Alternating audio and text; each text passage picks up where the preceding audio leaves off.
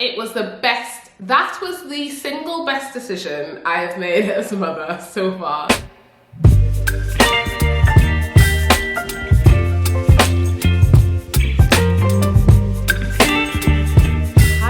Welcome back to my channel, Mothering in Style, where I share my love for fashion, beauty, lifestyle, and bring you along on my motherhood journey.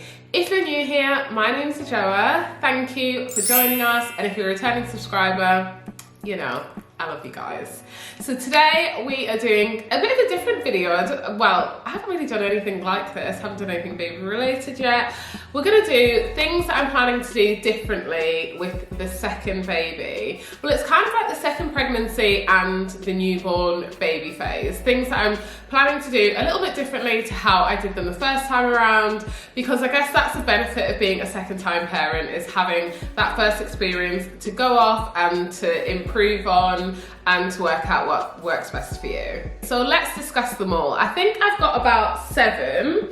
It started out at 5, and then I've added a couple of extra things now that I've just looked at it. So I think we've got about 7, but let's get started. Okay, so the first thing that I'm doing a little bit differently actually relates to the pregnancy period, and that is just to have a really positive mindset and a really prayerful attitude towards my pregnancy.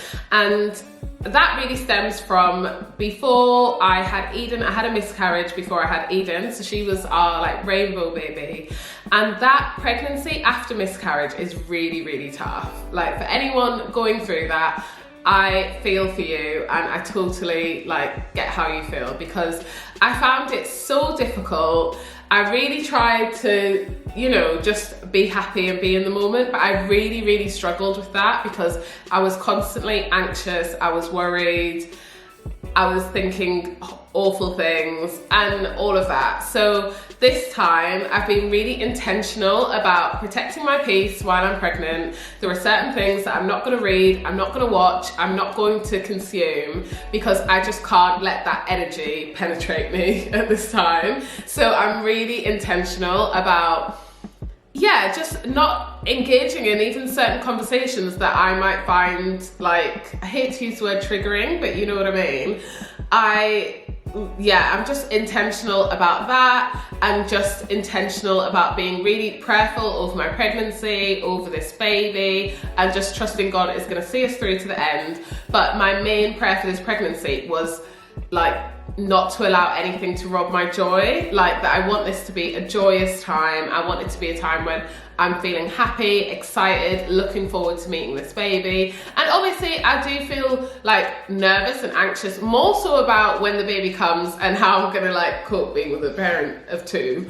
But in terms of the pregnancy, so far, I'm very thankful that I've had a good experience, and I've been feeling a lot better within myself than I did when I was pregnant with my first baby. So that is definitely the first thing that I have changed, and will continue to do so throughout the duration of my pregnancy. The second thing that I'm planning to do a bit differently is actually to get into a routine a little bit earlier than I did with my first baby. And I've actually watched a few of these videos about things that people do differently as I was prepping this one, and a lot of people said the opposite, that they didn't want to get into a routine with the second one, or they weren't going to put pressure on themselves to get into a routine. But I think I was literally like not in any remote routine with Eden at all. It took me ages. I think it wasn't until she was about 3 months old that we started to get into a proper routine of her naps, like just during the day. And I think a big part of that was the fact that I had her during lockdown. I had her in May 2020, and yeah, life was just, it was just different then, and you were at home all the time. And so I was very relaxed about us just being at home, taking each day as it comes, and just going ahead like that. And that was fine. It wasn't a negative thing, but I just think that this time, because I already have a child and I'm going to have a toddler to look after, and I think because I have her, it will make my life easier if I get into a routine a little bit earlier. So I'm kind of taking it as the first 6 weeks are a bit of like a write-off, and you just have to go with the flow with the baby. And obviously you don't know what that baby's going to be like. Every baby's different. and all of that kind of thing. But after that, I would like to get into just like a loose routine of naps, a daily schedule, and I think that that will just enable me to better parent Eden and be like in a better way for her, I'm hoping. But also I think it'll help me to be able to make time for myself. I think in terms of my husband's and I routine, definitely want to establish that earlier in terms of like with Eden, he would get up at the weekends with her and I would get that chance to lie in, and it took us ages before we set that up, or like what nights he was doing bedtime and things like that. It took quite a long time before we actually sat down and decided to do those things, and I feel like that was part of the reason why I started to get quite overwhelmed and then emotional about feeling like I couldn't cope with it all, because we just didn't sit down and have those conversations of like, okay, you do this, I do that. And then once we did that, it was so much clearer. No one's like feeling resentful or overwhelmed or unheard, because you just sit down, have those conversations, come up with a routine that works for both of you, and just make sure that constant flow of communication is there. So I'm definitely going to try and do that a bit earlier. I'm not a strict routine mum anyway, but I just want to have a loose idea of what we're doing each day so that we can actually get through the day. So the third one is relating to sleep, and it kind of fits into the routine element as well, and that is to just develop good sleep habits. I think people don't like these terminology, but that's what I'm gonna say anyway. A little bit earlier, so we sleep trained Eden when she was about 5.5 months, I think, and for us, it was the best, that was the single best decision I have made as a mother so far. Like, I know that it's not everyone's cup of tea, not everyone agrees with it, but for us and for our family and for our child, it worked amazingly, and I will 100% be doing it again. But the thing that I'll do a little bit differently this time is to just try and kind of initiate good sleep habits a little bit earlier, because I think that that might have made that whole sleep journey just a little bit smoother for us. Eden had the worst 4-month sleep regression that I can ever describe. Like, that was the lowest point for me during the whole baby period, was when she was 4 months old and she was literally waking up every 45 minutes for like at least 3 weeks. It was horrendous. I've never been so tired, I've never been so low, I've never, like, I literally felt like I cannot cope.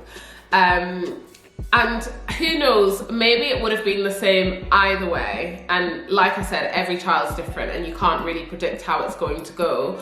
But I just think this time I would like to try things like putting the baby down awake and seeing if they can kind of just like rock themselves a little bit to sleep and things like that. Whereas I don't think I ever really gave her the opportunity to do that. I would literally just feed her to sleep, or I would rock her to sleep, and that just led to, just before we sleep trained her, sometimes it would be like rocking her forever before she would go to sleep. Bedtimes took a lifetime.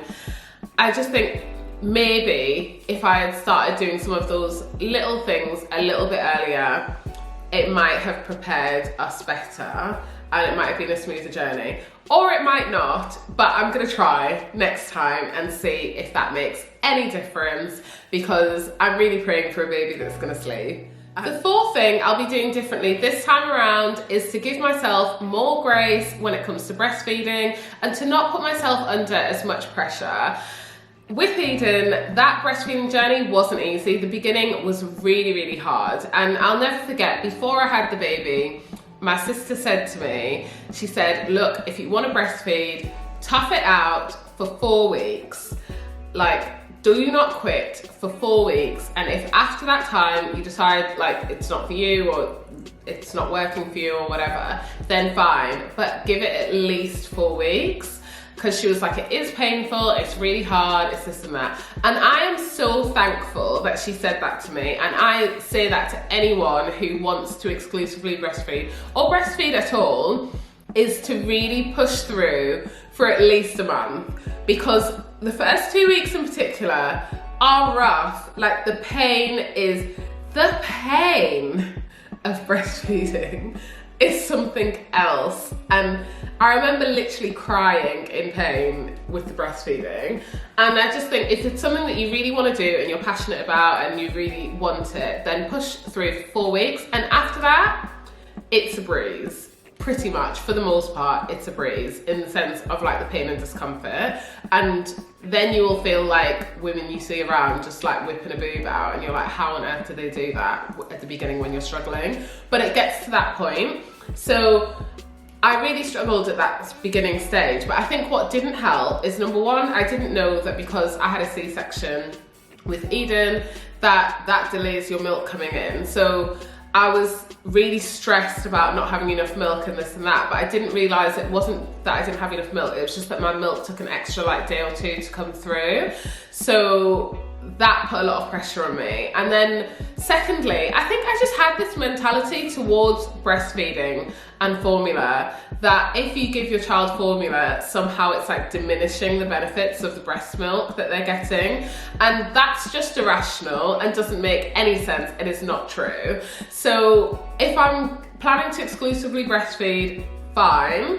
But if during those first initial weeks or week or whatever, I'm really struggling, in a lot of pain, and I need to give the baby a bottle of formula, that is just like not a big deal.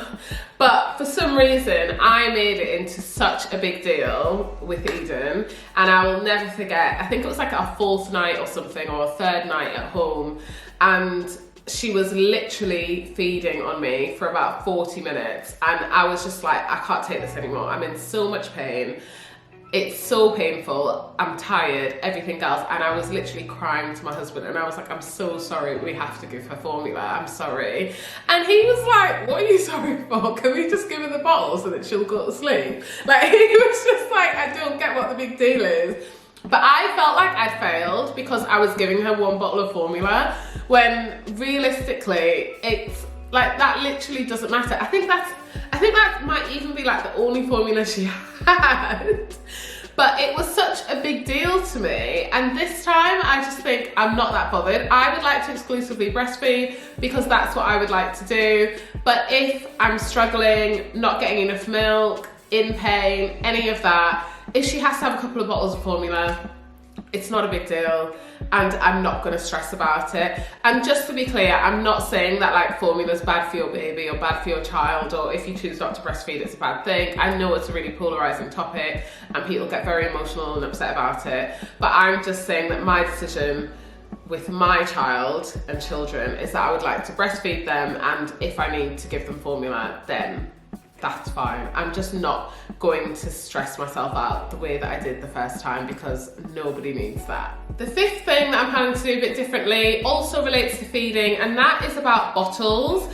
I think this time I'm going to be more consistent with the bottle earlier on. I actually started pumping with Eden like the day that I had her. I couldn't get anything out and I had to hand express. I could not work out how to use the breast pump in the hospital, and yeah, so I was like hand expressing for the first like 2 days. But after that, when I got home day 3, I started pumping straight away, which I know that a lot of people say not to do, but it was to encourage my milk to come in. And to be honest, I'll probably do the same thing next time because I didn't have any issues with like oversupply or anything like that. But so I think we were giving her a bottle early on, but I think it was just kind of here and there. And also I didn't know, no one tells you that there's like different teats for the bottles, different flows for different ages. I didn't know that. Like, I had 1 set of bottles that I had bought or been gifted, and I kept using those until she was probably like 2.5 months or 3 months, and she just started refusing them and would not take a bottle. And it was a battle for a month to get her back on a bottle, because I was determined that I'm not gonna be feeding her like from the breast for a whole year without her ever taking a bottle. Like, I was just not about that life. So I was convinced she had to take a bottle, and whatever we had to fight through to get her to take it was worth it, because I need her to be able to take a bottle when I'm not around. But I think that maybe she wouldn't have had that refusal if, number one, we're being consistent with the bottle, like 1 a day or whatever that looks like, but also if we had known about the teats and adjusted it accordingly. I think that she was using a slow flow tea for too long and got sick of trying to get like the milk out of the bottle and all of that kind of thing. So hopefully we can get ahead of it this time and make sure that we're using the right teats and that sort of thing. Who knows, it might have just been a personality thing that she just went off it and didn't want to go back on for a while, and we might end up in the same situation next time. But all I can do is try and set myself up for success. That's all I'm trying to do. The sixth thing that I'm planning to do differently this time around is to not rush through the development stages, or at least not try to rush through. I think when you have your first baby, you're just so excited for every milestone, which obviously you should be, but I think I was just so excited for her to get to the next thing, like for her to roll over, then for her to crawl, then for her to walk. And Eden was a baby that did a lot of those things, like the gross motor skill things she did really early. Like by 10 and a half months, she was walking. By the time she was a year old, she was running everywhere. And she like rolled over quite early. She was standing super early, all of that. And we really encouraged it. Like my husband would be holding her hands, getting her to stand up, all that stuff, which was great. But I just think this time I have more of an appreciation for how quickly the time passes. And I think everyone tells you, oh, they grow up so fast and the time goes so quickly. But when you're in it, you can't see that when it's your first child. Like, you're just excited about getting to the next thing and them growing up and all of that kind of thing. But then now that my daughter's 3, I'm just like, where has the time gone? She's 3 years old already. So I think I just have more of an appreciation for that now, and I just hope with the next baby that I'll be able to take more time to just enjoy the newborn stage, enjoy the baby stage. Like, I quite like the baby stage with Eden. I know some people hate that newborn stage, but I think, yeah, I'm just gonna try and soak it up more and not be in a race to like start weaning, start her walking, start this, that. Like, I just don't wanna be like that this time. I just wanna be chilled out, zen. I'll report back and see if this actually happens. The seventh thing that I'm planning to do differently this time around is just with regards to my mindset, and that is to just always remember that nothing lasts forever. And I really struggled with that with my first. I think when it's your first baby, kids go through all of these phases, but every single one of them feels like, okay, this is just what they do now. Like, oh, they're getting up every night 4 times. You're like, this is me for the rest of my life. Like, I genuinely felt like I'm never gonna sleep again. And it doesn't help people who actually say things like that, like, oh, you're having a baby, so say goodbye to your sleep and things like that. So you start to feel like, my life's over, basically, or whatever struggle you're having at that time can feel like it's going to last forever, but it does not. It feels like that in the moment, but it really doesn't last forever. They go through so many phases of development, so many sleep phases, teething, like all of these things that affect them in different ways. And none of it lasts forever. And unfortunately, that also applies to the good. Like when they go through these phases of sleeping loads or things like that, that doesn't last forever either. So this time I'm just gonna go into it with the mindset and try and maintain a mindset of nothing lasts forever, everything's a phase, and you just have to take each one as it comes and do what's best for you. That's all you can do, and you will get out on the other side. That's what I'm just trying to remind myself. I'm really speaking to myself here. The 8th and final thing that I'm planning to do differently this time around with the second baby is to plan my postpartum period more. So I didn't really plan at all for like my postpartum time the first time, and I think part of what contributed to that was going into lockdown like a month before I had the baby. So I didn't really have a chance to like shop and prep. I thought I'll go on maternity leave, do whatever shopping I need to do and things like that. But I ended up needing things, having to order online, like all of that. So this time I want to have planned out a little postpartum wardrobe, just of things that are comfortable for me to wear, that I can just reach for, get things out of my wardrobe that aren't gonna fit, that, you know, like the maternity clothes that are now going to be too big and things like that. Remove all of that and just have a really small wardrobe of things that actually fit me, that I feel good in, like even just like loungewear in the house and things that I can breastfeed in,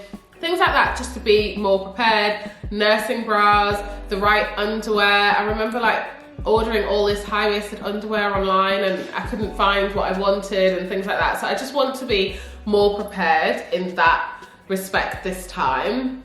And things like having like my belly wraps. I wrapped my belly after having Eden. My mum would wrap it for me like every day, and I feel like that made a big difference to just how I felt after the C-section. And also I think it helped my belly go down quicker, I don't know, but it definitely made me feel better like when it was wrapped and things like that. So I just want to make sure that I have everything that I need ahead of time, because I really didn't do that last time. And I'm also just going to try and make sure that during that initial postpartum period, like that first 6 weeks, that I'm still taking the time out for me that I need. So the biggest thing last time was my hair.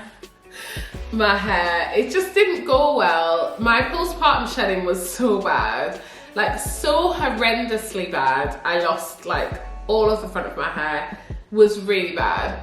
But I think a part of that was that I had cornrows in, like just wig cornrows, and I must have left those in for like 8 weeks. Like, don't judge me. But they must have been in for at least 8 weeks or something, 6 to 8 weeks. And when I took them out, so much hair came out, my hair was really tangled. Like, I know postpartum shedding is hormonal and will happen anyway, but I think that if I had just been taking better care of my hair and like not leaving it in cornrows for that long and things like that, I do think that it would have helped. I probably wouldn't have lost as much, because a lot of it I felt was just from the tangling and that type of thing rather than the actual shedding. So yeah, this time I just want to plan my postpartum time ahead of time and make sure that I'm taking time out to still look after myself in that time, because it's very easy to get sucked into just looking after your baby and everything else and not being focused on yourself. That just so easily happens. Those are all of the things that I'm planning to do a bit differently. Who knows, there might be more as the time goes on and as I get closer to the baby coming, but that's kind of where my mindset is now. If you'd like to see a video on things that I'm planning to do the same, like there are quite a few things that I think we did well the first time around and that I'm planning to do again, then let me know in the comments below, and let me know if there was anything that you did differently between like different children that you feel really worked for you. I would love to hear from your experience as well. If it's your first time watching me, even if it's not, but you've made it this far and you haven't subscribed, please do click the subscribe button. It really helps to support my channel and grow this community. I would love to see you in the next one. Take care. Bye.